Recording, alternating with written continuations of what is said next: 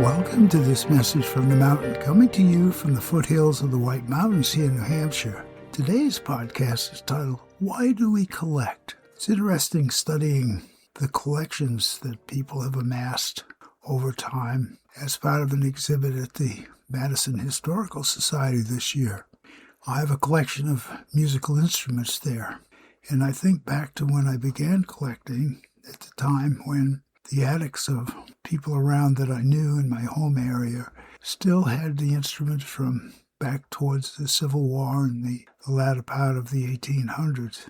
And so I was going to music school and offered some of the instruments that people had.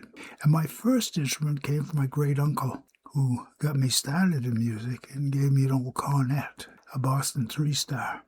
And I remember bringing that home in a felt bag on a bicycle. It's a wonder it didn't crash and burn at that time, but I played on that for many, many years. And so it is that I've amassed a fair collection of old instruments over the years. And what's the purpose of it? Well, perhaps to put together a band that plays music from the Civil War on era up to the 1900s. So I have a purpose in collecting, but I think of people that collect that have feelings they can't let go.